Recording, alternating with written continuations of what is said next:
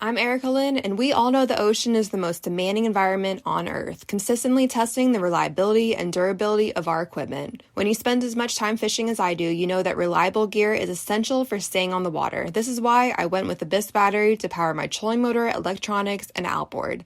The guys at BIS Battery are rattling the saltwater industry by manufacturing performance marine batteries specifically designed for sonar, outboards, trolling motors, and electronic fishing reels. They're also Bluetooth compatible, so I found checking battery statuses right on your phone while you're out on the water is a huge game changer. To learn more about why Abyss batteries are used by the pros and factory installed by premier boat builders, visit abyssbattery.com. Isn't the point of traveling to get away from it all? To feel the best you've ever felt? Then maybe you should check out Aruba. You'll spend your time relaxing on cool, white, sandy beaches and floating in healing blue water. You'll meet locals brimming with gratitude for an island that redefines what a paradise can be. When your trip comes to an end, you won't need another vacation because you just had the vacation. That's the Aruba effect. Plan your trip at aruba.com.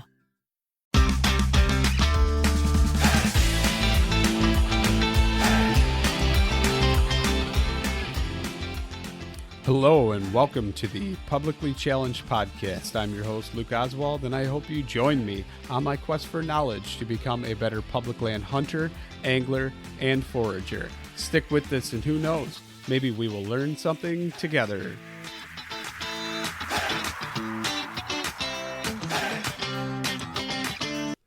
Before we get talking about the show, which is pretty exciting, pretty good episode. Been trying to line it up with BEAU for quite a while to get him on, but our schedules kind of just haven't been able to line up. So it's pretty cool to get BEAU MARTONIK on and talk about his elk experience and kind of the knowledge he's gained along the way. But before we do that, talk real quick about treelineacademy.net, the most comprehensive e-scouting course you could possibly ever take. I'm going through it right now, really learning how to use Google Earth Pro. And it's just, I mean, it's crazy all the stuff you can do with it. Mark breaks it down for you. Not only that, he shows you all other kinds of things too, really focused on elk, but you can adapt it and use it for so many other things, different species as well. So check that out and save yourself $20 with the promo code PC2020, PC2020, save yourself $20, treelineacademy.net. And now let's get to the show. All right, so I'm sitting here and I am talking to BEAU MARTONIK. And BEAU, I'm going to let you introduce yourself from there because if people don't know you, they're going to find out who you are. Well, thanks for the introduction there. My name is BEAU MARTONIK, as you said. I'm from northern Pennsylvania, so I grew up here my whole life and always have lived at some part of Pennsylvania, moved around a lot, but always been here growing up, mostly hunting whitetails and turkey, bear, all that stuff, kind of more of the eastern big timber Appalachian region type hunting. And so I've done that my whole life, and then kind of started venturing into Western hunting, which I know we're going to talk about here on this episode, but started doing that in 2016, and it's just kind of opened up a whole different world, to as far as the hunting goes. It's been super incredible, and as I've got to learn all of that different stuff, it's just taken me to such cool places and made me want to travel, even outside of hunting. And I grew up in a small town, so I was always kind of, just happy here. I enjoyed, kind of being in a small town and, doing things that were here. And really hunting has taken me to places and opened up my mind to do other stuff that I probably normally wouldn't have done, to be honest. So it's been a pretty cool ride there. No, that's awesome. But you forgot to introduce yourself with the podcast, so I'm just going to go out here and say it. BEAU has East Meets West podcast, and I'm going to let you do the name thing, how you came up with that, but it's basically something to do with his first trip out west, right? Yeah. So I started the East Meets West Hunt podcast back in 2018. It's actually as of like back July 1st, I think was 2 years since I started it. And I came up with the name because so I went on my first Western hunt in 2016 that I mentioned a little bit. And after I got done, I wrote a story on it. And now at this point, I do a lot of outdoor writing, but then I didn't do anything. I didn't do any writing at all. Like after I got out of college, I was done writing, didn't care about it, nothing. So I wrote this story more or less for myself to be able to remember it. And I ended up submitting this story to the Journal of Mountain Hunting, which is a Canadian-based online magazine for their like subscriber story section where they'll pick like one subscriber story a month to release. And I titled it East Meets West. And I'm pretty sure my brother came up with the name. So I can't really take that. Pretty sure he's the one that came up with the name. But so we titled that, and then also did a little video. Like we had handy cams and stuff while we were elk hunting. And my brother edited this video. I put it up on my YouTube. It was my only really YouTube video, I think. And it really was until recently, but I put it up and we titled it East Meets West as well. So that's where it kind of came from. But it's all stems around the idea of, being from the East, going out West. And it doesn't mean necessarily like physically going from the Eastern United States to the West, although that's kind of what it is. It's more or less about that mindset and that drive for adventure and basically just getting out of your comfort zone. That can be, so my podcast is about trying to help people, from the East and the Midwest really be able to learn, Western hunting, like almost like learning it with me. I'm definitely not an expert in anything with that. I'm learning as I go. And I wanted to learn from other people that are way better than I am and hopefully ask the questions that everyone else has been wanting to know.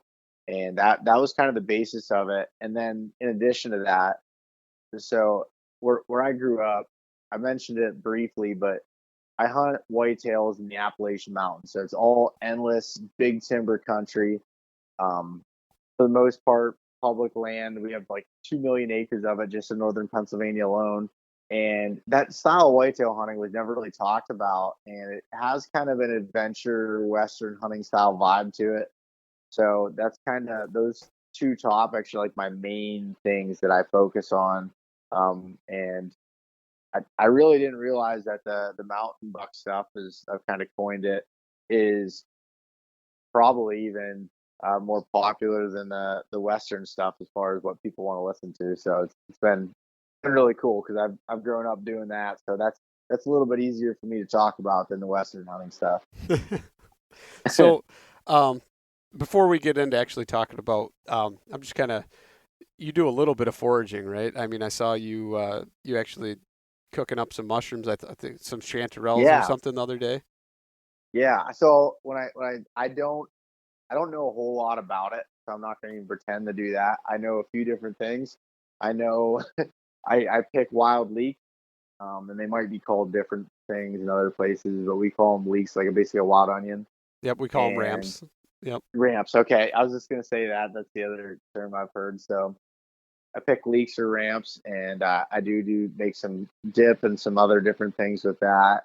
And then also, and I'm not even sure the real name for it, but I call them chicken of the woods mushrooms, which is what you saw me cooking up the other day. If I come across that and they look good at the time, depending on the time of year, I'll bring those home with me and cook that as well. Do you harvest any other mushrooms or anything like that? No, I don't. I really don't know enough about them to trust myself in picking them. So you've got one of probably the best mycologists of our time that is like a mushroom hunter and educator right there in Pennsylvania, probably not too far from you. And his name is Adam Harrington. Okay. And he has a platform, because it's YouTube, it's everything, and it's called Learn Your Land. And that dude, it would be so worth, if you're interested in that kind of stuff, to go and talk to him or even take a mushroom walk with him, because that dude knows so much and he's constantly learning more and educating. It's amazing. So just so you Really? know, he's pretty close Hmm. to you. It's definitely worth checking out, man. Yeah. Do you know where he's from? Somewhere outside of Pittsburgh. Okay. Gotcha. Yeah, that's not too far. About Yeah. 2 hours of Pittsburgh. Yeah, he's outside of Pittsburgh and he says he keeps moving further and further into the country. So yeah. Gotcha. Yeah. But yeah, that's definitely one to check out, man. He does some foraging walks and stuff, and I mean, he knows a ton of plants too. Don't get me wrong. Like, he can go out anywhere in the woods or whatever and come up with something and be like, "Oh yeah, let's make a vegetable broth today." But it seems that most people have gravitated lately towards mushrooms, so that's kind of what his focus has been on as far as education. Um, Hmm. but yeah, he's a really awesome dude to try and learn from. So that would be one to definitely look up if you're wanting to learn more. Um, Yeah. now that I've said that, let's talk about your elk experiences, man. That's pretty cool. Congratulations on your success. I know it's been almost a year already. It's crazy to think that, but I know. How about it? I'm just kind of curious. What was your initial intent like when you, before you went out on your hunt? How did you decide what you were going to do and how you're going to chase them? Was there ever a thought maybe I'm going to do it with a rifle, or was it always going to be I'm going to go with a bow?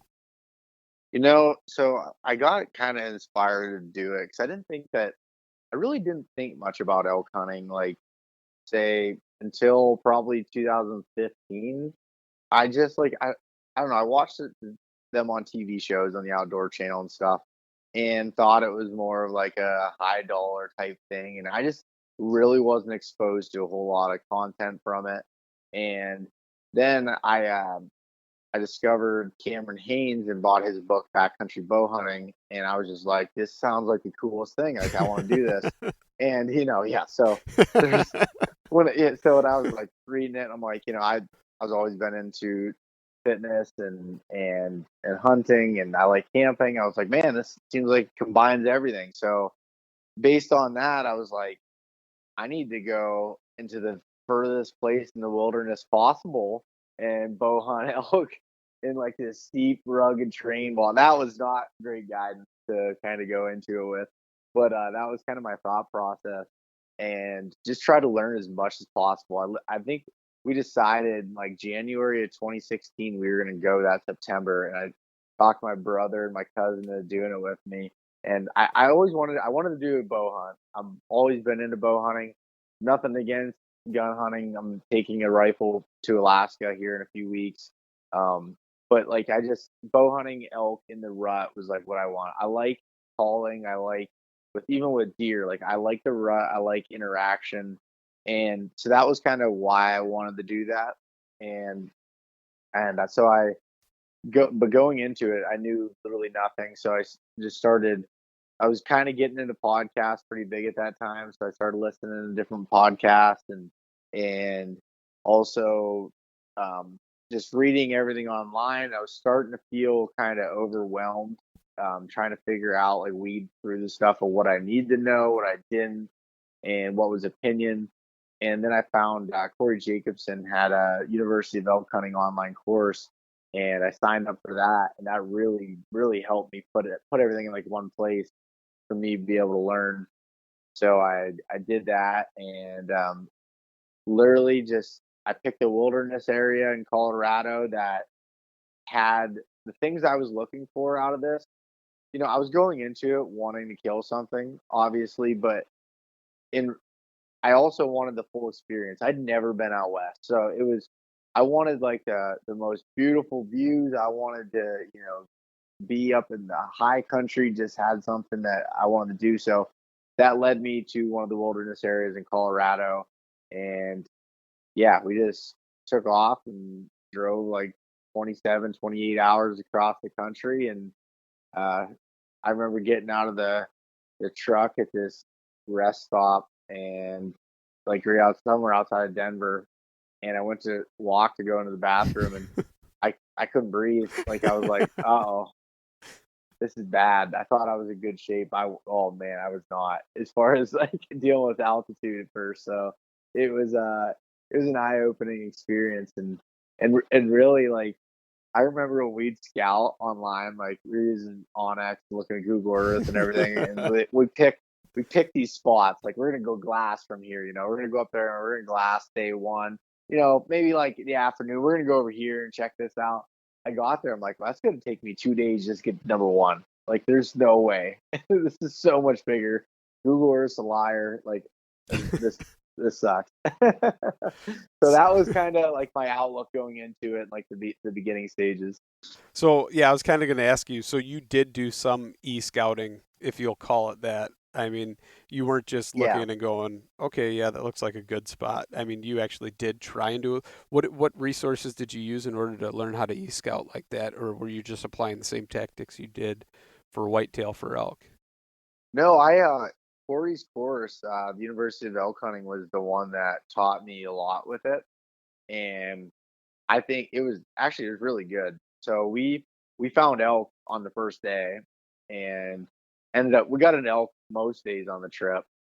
Just screwed up every single opportunity, like really hard. But it so we found elk. So the e-scouting portion went relatively well, but I think it was more luck than it was skill with it. I had the basis of it, I'd say, but I feel like I've learned a lot, since then.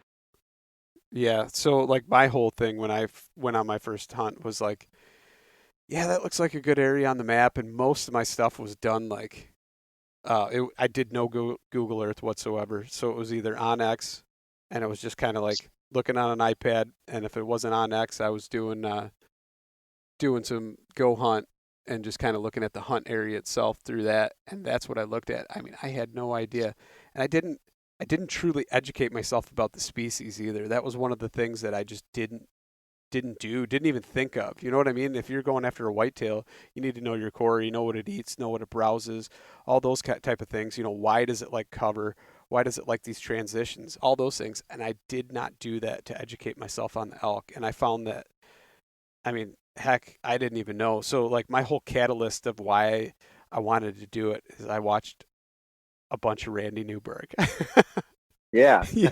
So I was like, man, because before that I'd never seen to where it was like public land. You see all these people on like Eastmans or whatever. No offense to Eastmans, it's cool what they do and that they can afford to take these people and put them in different locations like that and hunt these hunts, or even Cameron Haynes going to whatever ranch he goes to and those different things like that. You see that on TV and you're like, okay, that's cool, whatever. But then I saw Randy doing it and he's like, anybody can do it. You can do it. This is your land. It's my land. It's everybody's. You just got to get a tag and come and do it. And I'm like, oh man, all right. You talked Yeah. me into it. I'm sold, Uncle Randy. you know, because that's what he is. He is like that uncle that's willing to like take time and teach you. He's that everybody's uncle. And Yeah, he's a great educator. so I was like, man, all right, okay. And I watched his e-scouting videos, and it's like a 3-minute segment, right? And so that's what I was kind of basing off of. But I didn't educate myself enough. I didn't actually truly learn the animal. And then it's like you get there, and then it's like you were saying, you underestimate yourself, right? You're like, or you overestimate yourself and underestimate the terrain, because on a map it doesn't do it justice compared to what it is. And so same thing as you, I got there and I'm like, oh, I'm out of breath. I'm this, I'm that. And I actually did try and train pretty hard, way more than I trained this last month when I went out to Bozeman just to go on a hike. And it was not good. But so you actually educated yourself and e-scouted. So I mean, was like expectation versus reality. It sounds like you ended up getting into elk, so that was definitely reality. But what what was it as far as like? I mean, was your problem just like closing the deal or calling them, or what was kind of your hangups that you ran into? I had a lot of problems, but it's so like I said, we found elk, and I don't know what it was, but like so I went back to the same area the second and third year, and there was so many more people. That first year, we got lucky as far as didn't run into many people, and so like the other thing that I've learned is there's so many videos of talking about e-scouting and stuff, and a lot of them say similar things. So you got to think of like everybody else is watching this too. Maybe not everybody, but anybody that's trying to learn is going to be watching these and probably thinking the same way. I've found that from people that I've met in the backcountry and in places, and you know, they picked out places on maps. And once I start talking to them, they're like, "Oh, I was looking at this place." I'm like, "Well, so was I." Like that, you know. And so I tried to like think a little bit differently. But on that hunt specifically, that first hunt, it was closing the deal 100%. And then also, like, okay, I located him. What do I do? And my calling wasn't great. It was it was manageable. It was enough to get them to answer back sometimes, but I didn't understand kind of what I was doing or when to call. Those were some big things. Also, yeah, I had a pretty good grasp on thermals just from the way that they are in the even in the Appalachian Mountains here in Pennsylvania. But still, it was different, and I didn't know how the elk were using the thermals and how they were bedding and some different stuff there. And from a lot of the e-scouting stuff I was looking at, I was like, all right, they're bedding on the north face in the dark timber. Well, where I was, everything was dark timber, so they were bedding all over. For the most part, I found them to be on north facing slopes, but that definitely was not the case, like just all inclusively, which I understand. Like now from creating stuff myself, like you can't cover every scenario, and you kind of got to go with the majority. So I get it, but it took me. I did a lot of research going into it and trying to learn the elk behavior and really thought I was prepared there. But I felt like once I hit the mountain, I forgot everything. And it was literally just, I felt like I forgot everything. And I can think of one story where we came up to this beautiful lake, like a spot that you would see photos of on a calendar. And on the other side of the lake was a nice bowl drinking out of it with cows. And we walked right up to it, like, and one of the cows saw us and kind of scurried off, and the bull took off, and we just started, calling at it. My brother hung back and started raking a tree, and the bull was just, was going nuts, but he was heading back to his bed. Like they were getting a drink and they were heading up to bed on that hill. And I didn't realize, like, you're not going to call them back to you. And when they're heading to bed in the morning, like they're going to bed. So what I should have did was try to, kind of circle around and get to where their destination was, or what I thought their destination was. And I was trying to follow them. And they know those mountains. They're a lot better shape than I am, and I just never caught up to them. So that was just kind of some things there that I learned. He was bugling back and doing everything you'd want, but he was never really going to come in, if that makes any sense. So like that closing the distance thing and just kind of learning the way elk behave were probably my biggest things there. So let's kind of break that scenario down then. So Yeah. if you would have done that differently, or knowing what you know now, you probably would have went and tried to get into where their bedding was, or waited and just let them go, right? And figured out where their bedding was, and then maybe snuck in there and started raking or something, just to kind of pique that bull's interest. Or what would you, how would you break that down now versus what you did? I probably So I'd probably, depending on how fast they were going up the hill, I can't remember, but like I would either try to circle around, like, and go like way out and get up on a higher level. But reality, I probably never would have beat them there. So the best method is, and kind of what I did this year, was let the bull just go to bed and kind of, sometimes I've heard them bugle from their beds, but other times they don't. But you kind of have to guess of an area.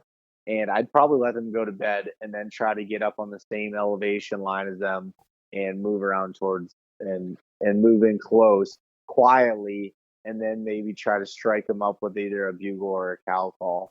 But that's, you know one of the things that I've done is go in and get close like that, and just a couple soft cow calls. And if you can get him to bugle, and then just cut him off with your own bugle. And if he's in the right temperament, that'll really get him upset. Yeah. I've heard though, I don't know, I'm no expert either, but I've heard that a lot of times once they're in their bed, they'll bugle, but they still won't, just not play until they're ready to get up, depending on like if it's an actual herd bull versus a satellite bull, or a herd bull will be like, yeah, whatever, I'll deal with you later, type of thing, and that satellite bull might get up and play. But I mean, to me, I'm okay with that satellite bull coming in if it's legal. It's gonna Yeah, be down, right? yeah, and I think, I mean, that's probably true for situations. At least that I don't have enough encounters like that to really be able to speak and say this is what works and what doesn't. But in my head, like, I think if you got like close enough to him before got aggressive, that you could even get any bull up out of his bed. As far as if he feels like kind of threatened, like you're getting in close, you're getting in on his cows, you're doing that, and I think it was Corey Jacobson that explained it to me. Was like think about it, like if you were to go into, say, a bar or a restaurant, and the guy's yelling at you from across the room, you're just gonna probably sit there and be like, fake it off, whatever. But if a guy's right up in your face screaming at you, you're more apt to want to hit him back. Like it's one of those things. Yeah. uh so that always kind of stuck with me. I'm like, yeah, that's kind of true, and especially with the testosterone being high, and in September, I don't know. That's always just kind of been my strategy with it, and and as you'll kind of hear here, it obviously hasn't worked real well because I've only killed one bull. So just that's a little note there. So as you're Well, hearing me say as things you like things that have worked and what didn't, make sure you're like, yeah, don't follow him 100%. Oh, what are you talking about? You're a professional now. Yeah, You yeah, got one totally. I down. You're killed a one pro. bull. Yeah, I can speak on it like I know exactly what to do. Bo, the bow killing pro. Yep. But yeah, so let's kind of talk about, so you went out there the first year, you decided automatically you're going to go back the second year, right?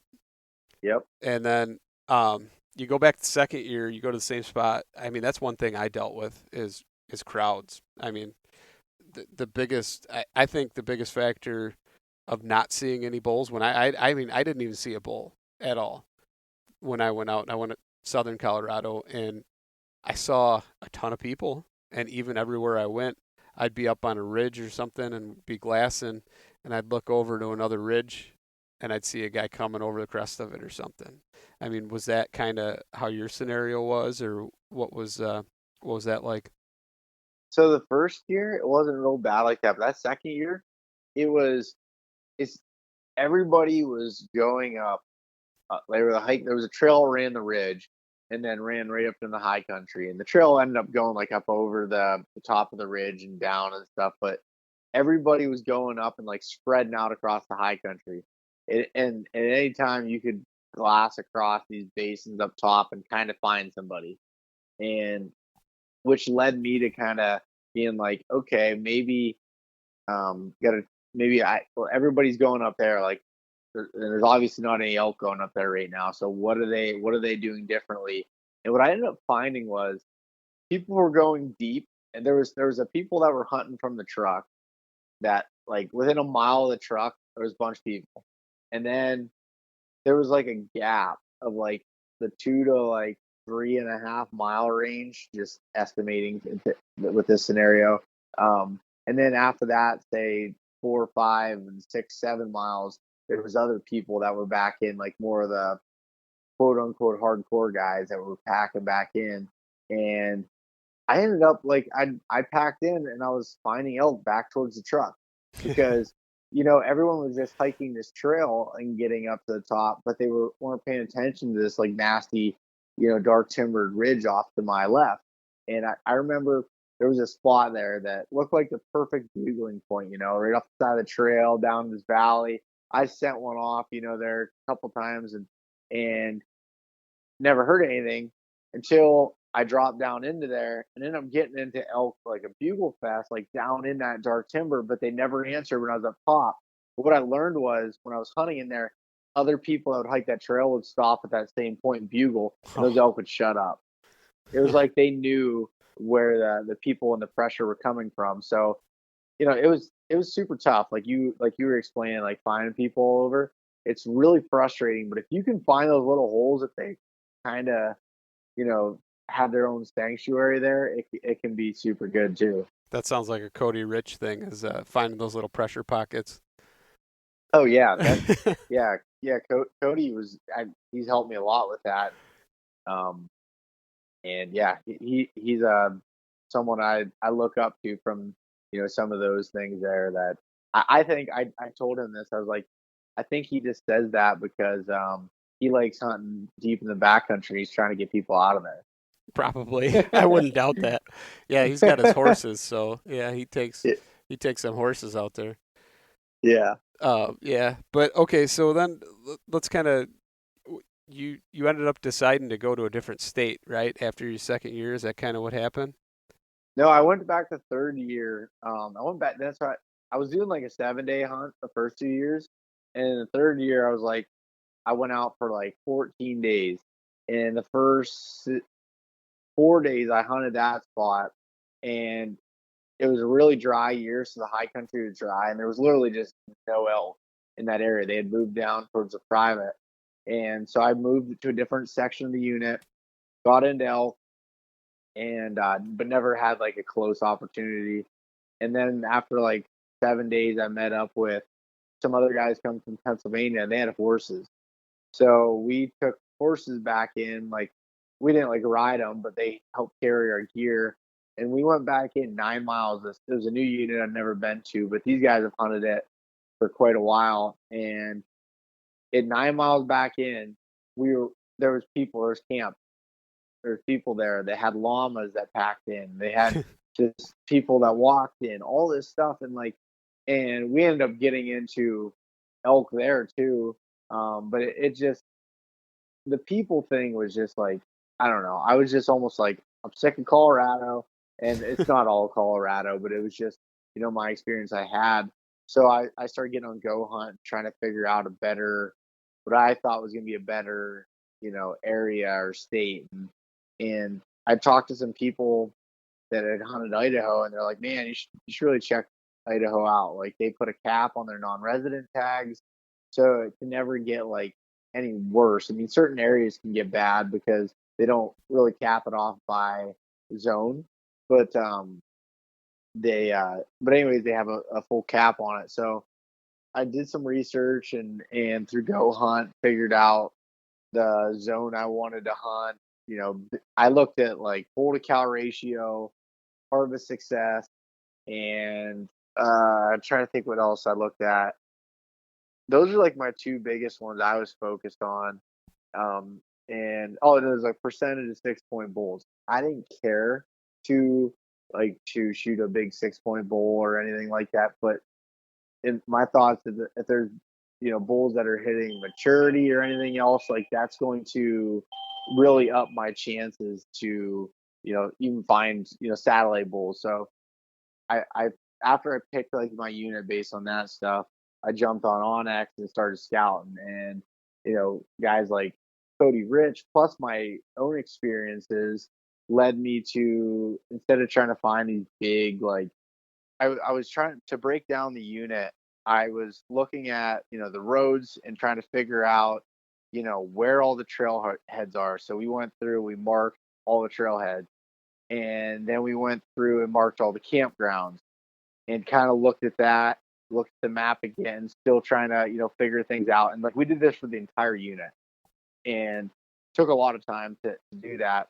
And then went through and was kind of looking at, all right, what are some things that have the food and that have cover, bedding, and water, and started marking those places out that looked pretty good, that were away from those, say, trailheads. Didn't have to be far away from roads, but had to be far away from, or not right at like a trailhead, so to speak. So I marked a bunch of those, and then kind of figured out which ones looked best. And then you were talking about Mark Livesey's strategy before we started recording, with the hunt plan. And I'd listened to him on Cody Rich's podcast about that. So I created my own hunt plan as far as I had 5 main areas, like bigger areas. And then I broke it into subsections, almost like say basins or drainages, and then I had them based on priorities, why I liked them, what were the negatives to it, and things that I broke down that plan, and me and my hunting partner just kind of really started then micro diving into those areas and marking more things up, and just had backup plan on backup plan on backup plan, before we went into it. And luckily, the spot number one was the ticket. But so we never got to use the full hunt plan, but it was really cool to be able to break down the unit like that. Yeah, that's actually what Mark teaches you to do in his course is mark out all trailheads, all access, anything that somebody can get to a hunting property, or even pull over off the side of the road and access the same trail that you may be on or something like that. And then around those things, create like a 2 mile buffer. And then that's what you're left with, because the 2 mile and the 5 mile, so you're going to be hunting between like 2 and 5 realistically with the pack, unless you got llamas or something taking you in deeper. But then, depending on where you're at, like you said in Colorado, I mean, you could end up with all these outfitters that are 7 or 9 miles deep, and then you're in their area, and they're going to be hunting there too. So coming up with those expectations like that, yeah, that's awesome that you guys did all that. And then the next thing would be identifying all those Yeah, features. and like that I probably got that from Mark. I'm pretty sure I did. Like all the stuff that I got scouting was Yeah, from somebody else for the most part, and then kind of piece it together for yeah, what kind of fit what I was doing and kind of a strategy. And one thing I'd recommend, if you're going with partners, what we live in a great technology era, and using things like Google Docs so that you can both add things to it. So I do that for every hunt now. If I'm going with somebody, I create a Google Docs, and multiple people can go in there and edit, and it automatically updates it.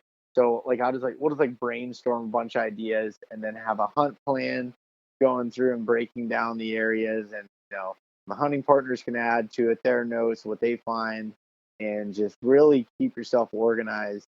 And even below that, like I'll have a whole section of just important addresses and contacts. Say it's a butcher shop, or looking at where places where you can get food, or grocery stores, or ice, and everything.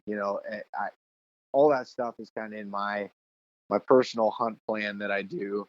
But going back to the whole scouting thing, like that, I think if I took that strategy, even like to Colorado, you could do good there too. I think I just kind of developed my plan, after years of experience, and then also listening to other people kind of help me, and it just so happened to be in Idaho at the time.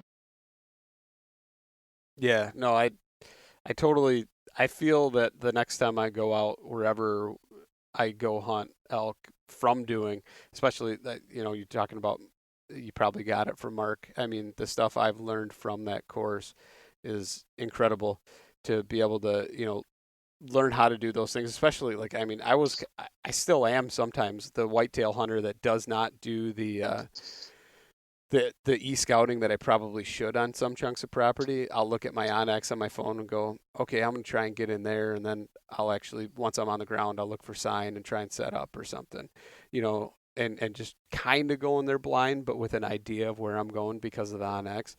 And I, I'm not saying it's the wrong approach, because you do whatever works for you, but to be able to identify those features before you ever even get there and have kind of the whole thing in your mind probably totally helps. And so I'm kind of curious though. So you went to Idaho, and that was like year 4 Yeah. then Yep. at That was that year point, 4. and you got on elk again, and you had a hunt plan, and you got to apply it, which is awesome that you didn't even have to use your other backup spots, right? I mean, you got Yeah, into them. that was a really lucky thing. And the one thing that I should note on this is, and I guess it should be a warning to you, Luke. It could work out like it did for me, but I talked about on my podcast, like me wanting to find another thing. I wanted to hunt different country, and that was one of my other reasons for going to Idaho. I wanted to hunt place where I could glass a little more, had some more open country mixed in. And I was describing this, and a guy messaged me on Facebook that was listening to it and was like, that sounds like really familiar to the area I'm hunting, and started talking to me. And we found out that like the area I was scouting was right down the road from where he had been hunting. And this guy goes out by himself. He's like, let's meet up, and just so happens he killed a bull a couple days before we got out there. So we met with him and everything there, and it was super cool. That was just kind of like a side note story, and now we're good friends. And And that's actually your podcast yeah, episodes, right? You've got some of those yeah, episodes. I yep, believe yeah, he's yeah. on them. Johnny, you Yeah, can hear what I did those ones from camp. Yeah, he was there. that's pretty cool. That's awesome that you get to, it's cool that the platform ends up giving you the opportunity to meet people and talk to people like that, and especially that now you guys are friends and hunting Yeah, buddies. That's yeah, pretty it was awesome. super cool. So now that you talked about that, and you alluded to it, so you went back a second year to Idaho, and you were wanting territory, and then let's kind of get into that story about how you actually had Yeah, success. so that was my first year in Idaho. Oh, Yep, that was that your was my first first year. year in Okay. Idaho. So first year, the spot that I was explaining, like that we picked the number one on my hunt plan. Got there at like 2 a.m. Um, and woke up in the morning, and we were like, we woke up like at like 11 because we got in at 2 a.m. We're like, we're gonna take a day. We're gonna be there for 14 days. I'm like, my buddy had he was hospitalized for elevation sickness the year before, like really bad. So we're like, let's take our time, get acclimated.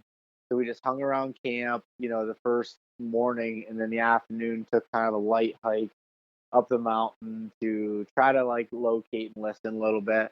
And right before dark, I had heard a bugle off on this one north facing slope, and I should go back a second and say there's this one meadow I picked way up on right on the base of where it hit like rocky high country that had what it looked like a little pond, nice meadow. There was a saddle that dumped into it. Everything looked perfect. Okay, so I marked it as a onX point back in March, and I sent it to my cousin Mason and my buddy Michael that were hunting with us, and I said, 100% chance of bull down. Like, just being, if anybody knows me, like I just always joke around about like being extremely like positive about it, like with success. Like I it was really a joke, but I was like, it looked like a good area. So I heard that bugle and it sounded like it came from that area. I was like, no way. So we hiked back down after it got dark, and I was like, I'm gonna get up early, and we need to get up there. So it was like a 2,500-foot climb, and Justin Mueller, who's a camera guy that I brought along with him, and I hiked all the way up there before dark. Got up to that meadow, and right at first light, but it probably dumped over that saddle prior to it being light. But right across that meadow came this big 6x6 herd bull. Just like it almost looked like ghostly. Like he just came across all by himself, not making a peep, and but he crossed out in the open about 100 yards from me, and I couldn't close the distance, so I just let him walk and watched where he went to bed. So that's where we were talking about earlier, kind of letting him go instead of me chasing him right then. I just let him relax, and I moved to the other side of the meadow in case any other elk were going to come through to where I could get in the shooting range. And we just sat there until the thermals were going to settle down because the winds were switching and doing all these things. I wanted to wait till like mid morning until things kind of, the wind was a little bit more consistent and then move in on them. Well, we never even had to do that because as we were sitting there, I was sitting glassing that saddle and just a bunch of elk started dumping over it. And at first I saw a spike bull, and then I saw, a satellite bull, which was a 5x5, and a bunch of cows. And they were coming down fast towards that meadow. So ran down to the side as close as I could get to the meadow and kind of tucked myself into some rocks on this open meadow, just was down on one knee. And they came out came right across the meadow in the same path that big bull did earlier. And I ranged the cows, and once they got to 60 yards, I was like, once that bull hits that spot, I'm gonna shoot him there. And they got to that spot, and I felt the wind hit me in the back of the neck, and they bolted. So they took off. I was just like absolutely sick to my stomach. I was like, I blew it again. You know, they went back in the timber, and not 2 minutes later, they came back out. Some more cows came down, and they just started following these new cows back out again. They must have just got a whiff and wasn't really sure what was going on. And they came out, and the wind held off just enough this time. And that the bull, the 5x5, came out 60 yards. He stopped all on his own, and I was able to make the shot.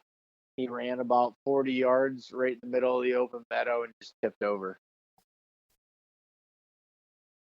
That's pretty cool. And actually, if people that are listening want to see it, there's actually a video out. It's What's the called video called, Bo? Synergy. Yeah, I got it. If you search my name, BEAU MARTONIK, on YouTube, you'll find it, or just Synergy elk hunting, you'll find the video. Yeah, Justin got it all on film. Elk falling over the shot, the whole thing that I talked about there. It's pretty neat. So let's talk about the emotions, man. I mean, think of 5 years going in, right? 4 years In the yep. making. 4 years in the making, and then finally success. I mean, that had to feel pretty good all the time, and the tag soup you ate and everything going on, and then to have that moment. I mean, what was It that like?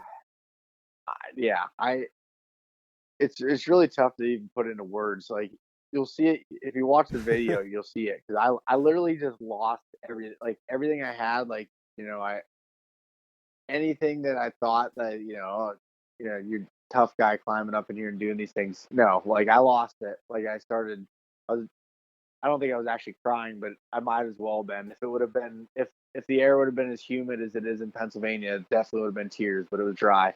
So I was like, I literally just lost it when that bull fell over after all that time, all that effort. Year round I was training for it and just like trying to put every odds in my favor. So, and it just felt like I kept failing every year. And I wasn't really failing, but I wasn't meeting my goal and killing a bull elk with my bow. So it was just, when that finally came together, it made it all worth it. And looking back, I wouldn't change all those years of not getting one. At the time, I wanted one, but it made that moment so much sweeter to be able to actually see it happen.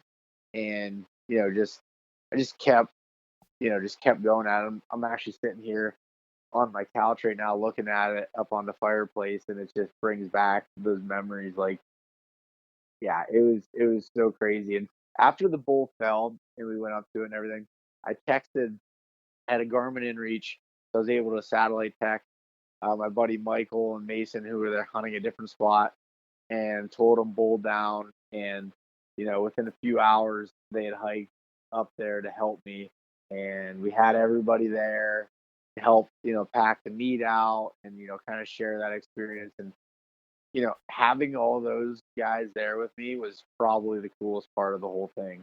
Like, to be able to share that, that memory with me. So that was that was the coolest part. No, that's awesome, man. So, I mean, yeah, it's even though it felt like failures, and I think even my experience too, even though I'm not a professional like you, I don't have a bull down on the ground yet, but all Professional. those all those experiences, and even like my experience was such a negative experience and negative impact at the time, right? It was just so frustrating and all those different things going wrong. And I'm sure you've experienced it, once getting on them and not closing the deal and just trying to cover that gap all the time. And then, it's one of the, like you said, it just makes it so much sweeter. And even mine, looking back, everybody talks about that type 2 type fun, right? You take off vacation, you're burning up your vacation days that you could be doing something else, totally different type of fun, and you're doing that type 2 and you're killing yourself and kicking your ass when you're out there, and it's like, man, why am I doing this? And then you get that moment, and it's like my wife tells me all the time. She's like, "Oh yeah, you think you're so tough, you don't ever cry, blah blah blah." And she's like, "What would it take you to cry?"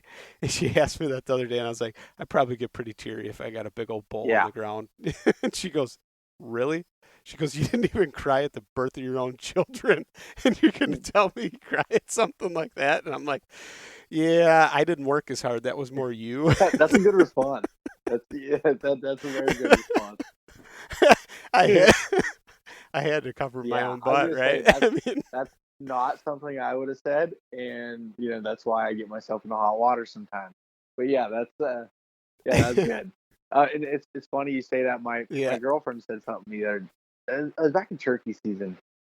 She's like, and this wasn't elk hunting at all, but I was turkey hunting. I was getting up every morning. She's like, "You seem miserable. You're so tired and stuff." I was like, "But I love it." She's like, "Really?" I was like, "Yeah, I do." Like, getting up and doing that. And the same thing with elk hunting. There, and don't get me wrong.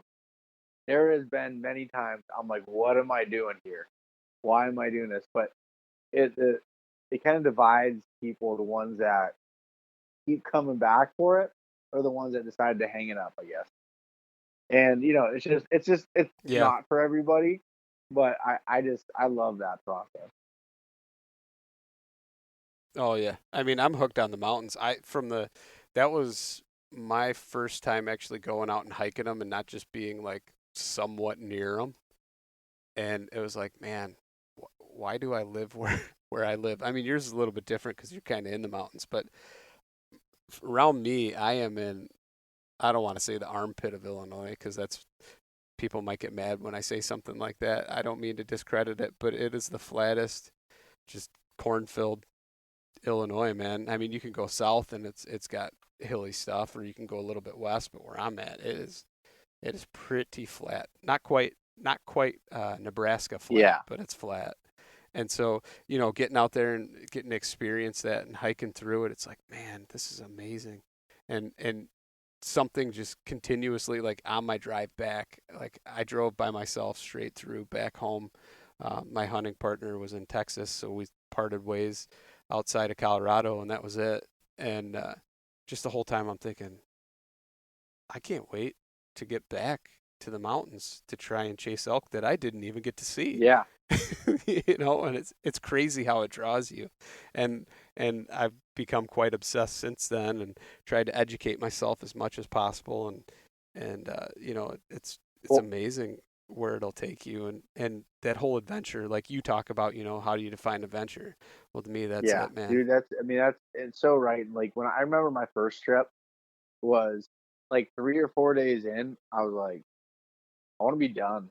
Like I was just like, it was just tough, and I was as tough as I thought I was mentally. I wasn't. For that. It was different, and we pushed through it and got through it, and as worn out I was and couldn't. At the end of like the 7 days, we got out and had some pizza and beer and had a hotel room, and I was so pumped about it. But that next morning, driving back, all I could think of was coming back and doing it again. And Yeah. you said you drove straight through. Well, that sucks, by the way. Like I don't envy that. My third year out there, I drove all the way back from there to Pennsylvania, straight through, and I tried stopping in Missouri to sleep at a rest stop, and I stopped at like 8 in the morning, and it started getting like 80 some degrees real quick, and I thought I was gonna die in my truck, so I was like, all right, I'm just gonna keep going, and I ended up driving the whole way through besides stopping to go to the bathroom and eating, but other than that, that sucked. Yeah. No, I my whole thing is when I stop for gas, I'll either go in and pee and stretch. Like I probably look like a weirdo as I'm doing like split lunge type stretches and stretching out my hamstrings and everything while I'm pumping gas. But no, I mean, you got to do whatever you can to try and keep you from being super fatigued and getting all cramped up from sitting so Ample long. But amounts of yeah, caffeine, I did. You know what? I didn't even have that much really. caffeine. I don't think. No, Because I wanted to sleep when I got home. Because it was, for me, it's not as long as you. I'm 16 hours from where I was at in Colorado, so I drove that straight through, and then the when I drove straight through on the way home from Bozeman too. That was pretty tough. That was getting through. Once you get through like eastern Montana, and especially when it's dark, it gets kind of boring. And then you go through North Dakota, and it's like, holy cow! I've never seen in my life so many gas state or exits for highways, highway exits, that on the highway exit sign it says no services. I've never seen so many in my life. I think I counted like 12 in a row or something crazy, to where there wasn't even a gas station or Really? anything. Yeah. So that was kind of interesting on the way home, going through the dark, and then the amount of freaking mule deer and antelope that you saw. I mean, I saw so many dead on the road, and I'm like, oh, please. I had like 4 run out in front of me, but never actually hit any. But that kept me awake Yeah. for sure. And then I think I drank one Killcliff Ignite, and it was like, I think it was like 10:30 at night. I was starting to get tired, and then that took me all the way through in the morning. And then once the sun came up, it was like I caught my third Yeah. wind. Yeah. Yeah, and then it started getting pretty. It was foggy and all the lakes in Minnesota and stuff. It was a pretty good drive. It wasn't too bad. I I don't think I would ever want to do more than that. Like, I don't know if I could drive straight through home from Arizona. That might be the killer there. When you're talking about seeing like mule deer and stuff, on the way out the one year I was going out with my dad. He was sleeping in the middle of the night in Kansas, and I there was a mule deer that was dead already, and I hit it with my it was Oh terrible. no. And I hit it with his side of the truck, of course, and he jumped up like screaming out of a dead sleep, and I had just mule deer guts and everything else all underneath my truck hanging, bent my running boards up. Like it was a mess. Like someone had hit it right in front of me because the car was off the side of the road. I just came through and plowed it. And I remember Nice. going to Idaho last year. I worked a 9-hour day, and all of us did, and we had 3 people, so we could rotate. And we drove right after work. So it was like 6 o'clock at night and started heading, and it was like 35 or 36 hours, maybe 37, I can't remember. And we drove straight through. And that last stretch, we were all kind of getting a little irritable. And I remember telling my buddy who was driving my truck, I was like, dude, we're going through these alfalfa fields here, like in Idaho. I was like, watch out for elk. I said, you're going like 75. And he's like, and it was like not really, speed limit was a little bit lower than that, I'd say. And he's like, we're good. All of a sudden, I'm in the back seat trying to sleep, and he locked up the brakes. And yeah, we almost hit an elk. That would have been real terrible. That would have sucked for sure. That's one thing. Like, my dad was working up in North Dakota for a while and stuff, and he's telling me, he's like, hey, I want to get like a brush guard on the front of your truck.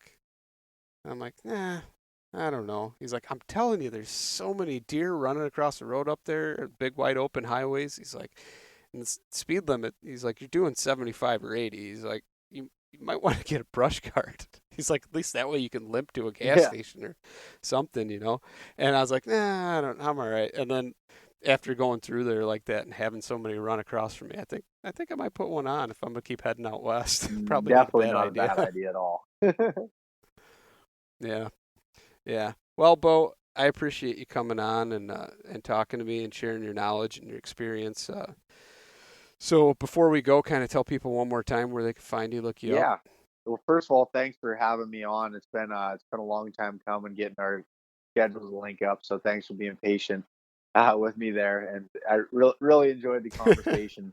But people can find my podcast anywhere you can find podcasts. It's East Meets West Hunt, and then also on Instagram the same thing. Or also I have at BEAU.Martonic on Instagram, and my YouTube channel is just BEAU Martonic. Awesome, man. Thank you so much for coming on. I Yeah, appreciate it. you too.